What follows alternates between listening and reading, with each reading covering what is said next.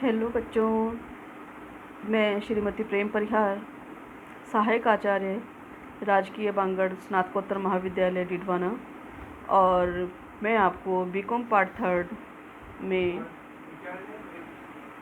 Banking एवं वित्तीय व्यवस्था पेपर के बारे में बताऊंगी।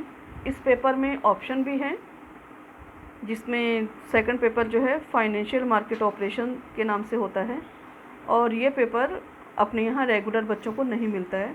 रेगुलर बच्चों को जो पेपर पढ़ना है वो है बैंकिंग एवं वित्तीय व्यवस्था, जो मैं आपको पढ़ाऊँगी सेकंड पेपर के अंदर। और यह प्रश्न पत्र है 100 नंबर का। प्रश्न पत्र जो है हमारा 3 भागों में बटा हुआ आता है। भाग ए में, इस भाग में सभी इकाइयों से 10 प्रश्न पूछे जाते हैं, और प्रत्येक इकाई में से लगभग 3 प्रश्न तो कम से कम लिए ही जाते हैं, और प्रत्येक प्रश्न जो है वो 2 अंक का होता है। सभी प्रश्न करने अनिवार्य होते हैं, और शब्द सीमा जो इनकी है 20 शब्द होते हैं। इस प्रकार 20 अंकों का यह भाग होता है। इस भाग से 20 अंक मिलते हैं हमें। भाग ब के अंदर तीनों इकाइयों से 5 प्रश्न लिए जाते हैं। प्रत्येक प्रश्न 4 अंक का होता है, और सभी प्रश्न करने अनिवार्य होते हैं। शब्द सीमा जो होती है 50 शब्द होते हैं, और इस प्रकार भाग ब से 20 अंकों के प्रश्न पूछे जाते हैं। भाग स, प्रत्येक इकाई से एक एक प्रश्न लेते हुए तीनों इकाइयों से 3 प्रश्न करने अनिवार्य होते हैं। प्रत्येक प्रश्न के साथ अथवा का एक प्रश्न दिया होता है, जिस 2 में से कोई एक प्रश्न करना होता है, और सभी प्रश्न करने अनिवार्य होते हैं। उत्तर जो हमारे 400 शब्द होते हैं, यानी कि 4 या 5 पेज के अंदर हमारा प्रश्न जो है वो उत्तर में लिखा जाना चाहिए, और सारगर्भित उत्तर होना चाहिए, टू द पॉइंट होना चाहिए।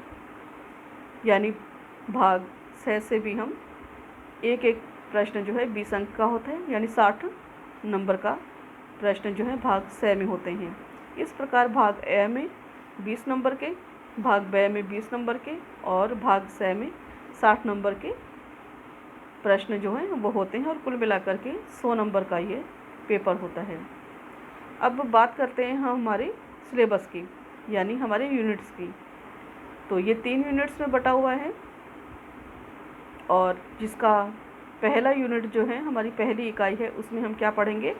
पहली इकाई के जो हमारे चैप्टर हैं वो हैं मुद्रा, अर्थ, कार्य एवं भूमिका, मुद्रा के प्रकार, मौद्रिक प्रमाप, नोट निर्गमन की विधियाँ, भारत में मुद्रा उपलब्धता के वैकल्पिक साधन, उसके विभिन्न तत्व, मुद्रा बाजार तथा पूंजी बाजार के अर्थ एवं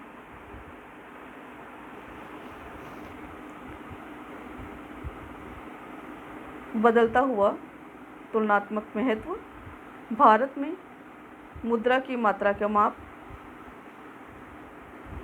वित्तीय व्यवस्था, अर्थ, महत्व एवं संगठक, वित्तीय मध्यस्थता, बाजार एवं पूर्जे तथा उनके कार्य, मुद्रा का अवमूल्यन, मुद्रास्फीति, विस्फीति तथा इसका नियंत्रण, गुण एवं दोष।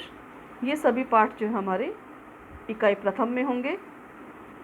इकाई सेकंड में बैंकों द्वारा साख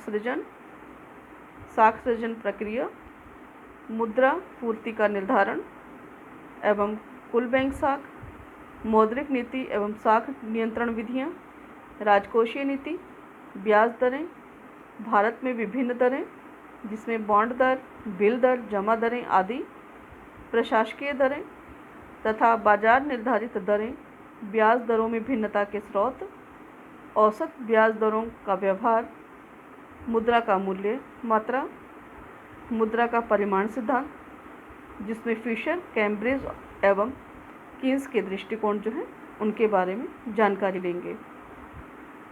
यूनिट 3 जो है हमारी अंतर्राष्ट्रीय वित्तीय संस्थाएं एवं इसके सहायक, अंतर्राष्ट्रीय मुद्रा कोष, अंतर्राष्ट्रीय पुनर्निर्माण एवं विकास बैंक, जिसे हम विश्व बैंक के नाम से भी जानते हैं, अंतर्राष्ट्रीय विकास संघ, अंतर्राष्ट्रीय वित्त निगम तथा एशियाई विकास बैंक, संस्थागत साख के वितरण की समस्याएं एवं नीतियां तथा वाणिज्य क्षेत्र में समस्याएं, अंतर क्षेत्रीय तथा अंतर प्रदेशीय समस्याएं, बृहत एवं छोटे ऋणियों की समस्याएं।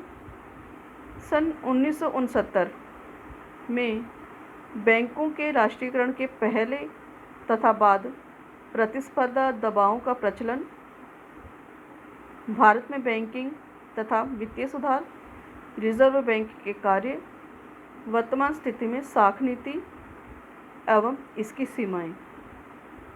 ये जो हमारे अध्याय हैं, ये जो हमारे चैप्टर हैं, यूनिट 3 में हैं। इस प्रकार हम विभिन्न पाठों का अध्ययन करेंगे।